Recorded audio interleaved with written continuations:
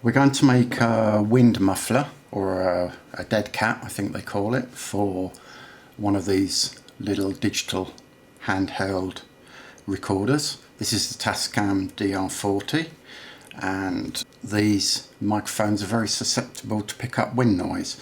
You'll need this for the dimensions. You'll need some sharp scissors to cut the cloth. You'll need a sewing machine if you're competent with one, or if not, a needle and thread. Either will do.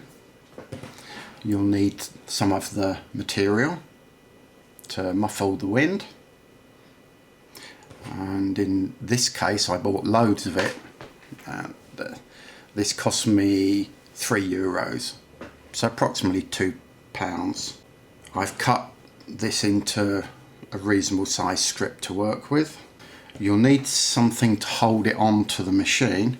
Now this is some springy elastic that I've got, and this will fit the unit without covering the display.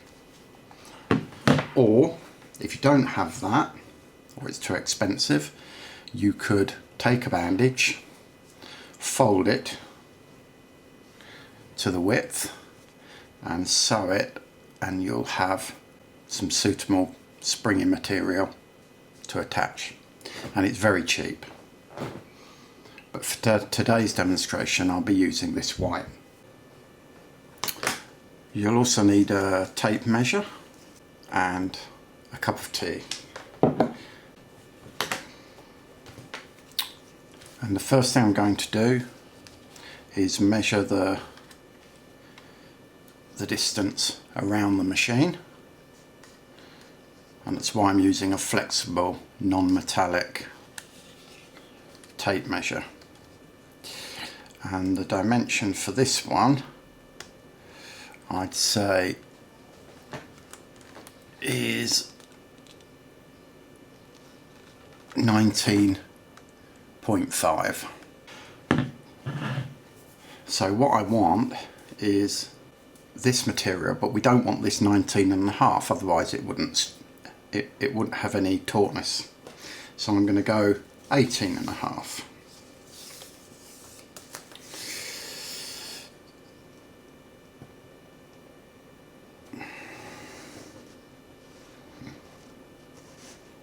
And what I'm going to do is I'm going to mark off the division at 18.5.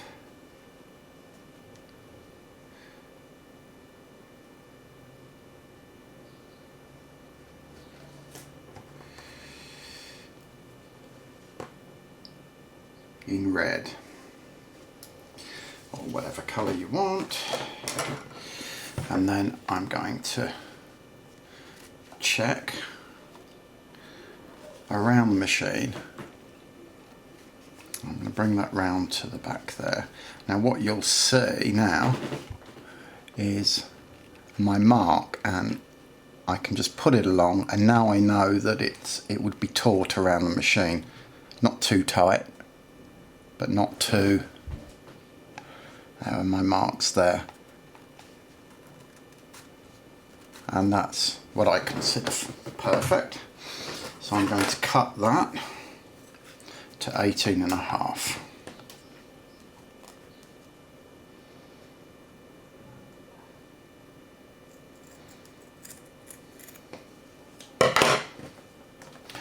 Okay, so now there's our correct strip. Now we'll lose a fraction of it through sewing. I'm not going to use glue because, one, I don't like glue. I don't trust it. It says it sticks, but it never does. And I prefer the sewing method. So I'm now going to sew this join together. Okay, so here we have the finished and sewn elastic piece, and this now will fit over the machine like this. Now this needs to be sewn to the fluff, What we can't do, if I sew it in this state, in the unstretched state, it won't stretch to fit.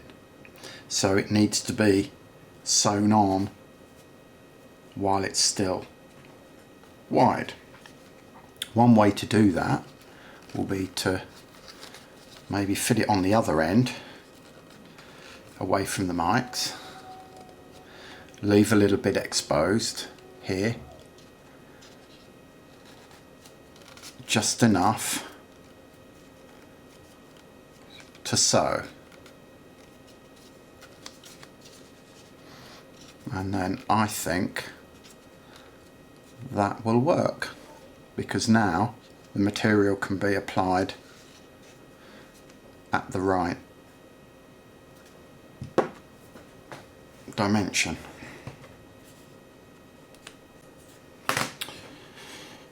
Now I need to generally have the material cut at the right dimension, so I've put it on the inverse way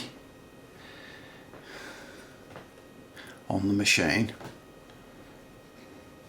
because we always sew back to front.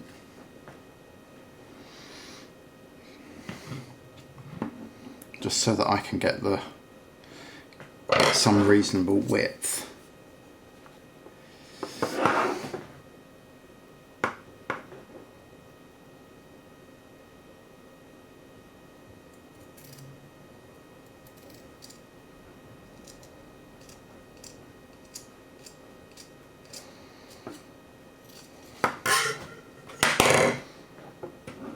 So now I have an approximate piece.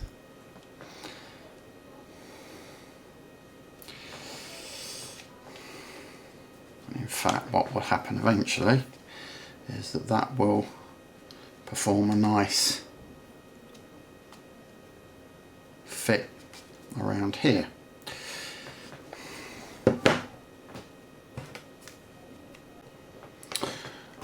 Okay.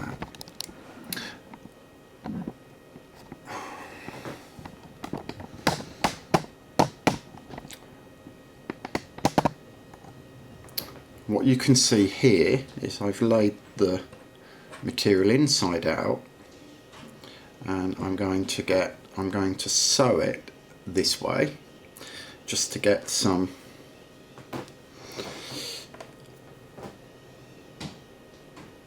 a rough feel, because I can always trim back later,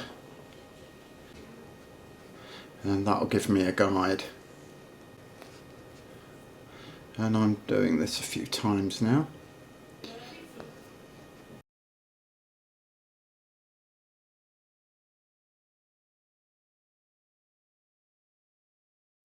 Okay, I'm going to cut that now. So now we've got the piece of material.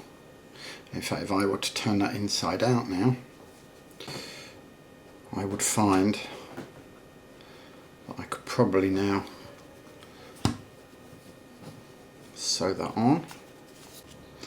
There we go. And just as a guide, I'll bring that back up. I've used the bottom of the machine for now, but certainly that would work. That could be sewn now onto the elastic, and I've just trimmed it down one edge because I now know that that is right, and I can sew this edge now.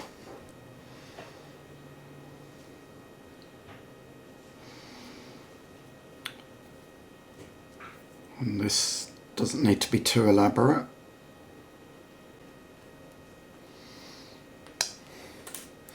Okay, so there's the edge roughly sewn. In fact, if we turned that inside out, you wouldn't be able to tell, none the wiser. There we go. Because I need to sew it in the right points, I've added some marks here on each corner.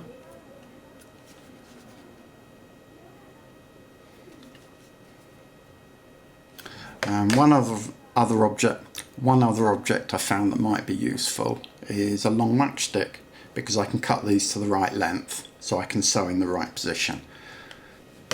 Okay, now what I'm going to do is, I know that this is the correct width, and you'll see the mark here and you'll see the problem, because if I put this there, you can see that the green mark doesn't align with the head of the matchstick. So that's the amount that I need to stretch the material by, so that it's sewn in the right place. So what I'll do is I'll stretch the material so that it reaches the head of the matchstick, then I'll sew at that point. Then I'll know it. Now I know it's in the right place. And now I've got the first two right, you can see that the elasticity is taken up here is correct, because the material is fine there. So what I've done is I've put it on back to front, and I've left a little bit of margin here, so I can now sew some points. These are the two other points. I can sew these so that the elasticity will be right. And here you can see I've continued the stitching round.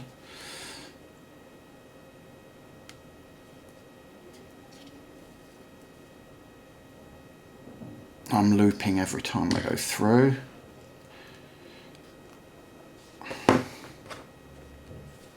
Okay, now when we've gone all the way round, which you can see here, what I'm going to do now is take it off and put it back on the other way round, like this. Now what I can do is sew around this other edge so that we get a good taut fit. Okay, right, here's the finished muffler with our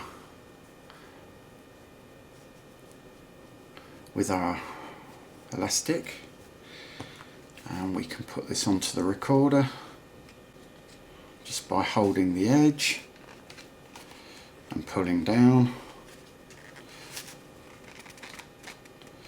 and there we have a nice snug fit like this. Now I've recorded the results with a fan here. I've recorded a separate piece with me speaking with the sound directly from the portable recorder, and we'll see how we go.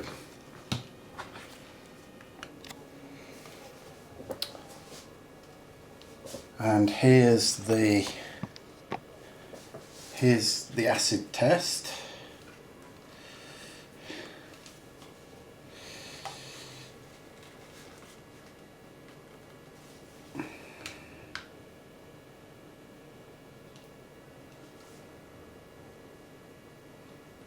Okay, I'm going to turn the fan on.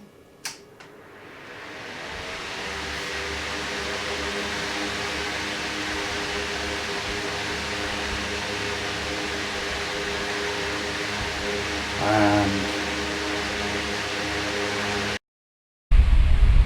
I'm recording now. 5, 4, 3, 2, 1, 0. Now I'm going to turn the fan off.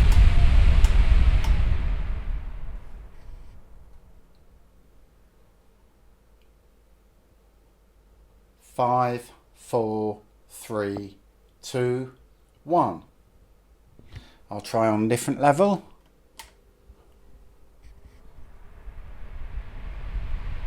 5, 4, 3, 2, 1. 5, 4, 3, 2, 1. And that's on the second speed. and the third speed we tried before, and off. Now I'm going to try recording without the muffler.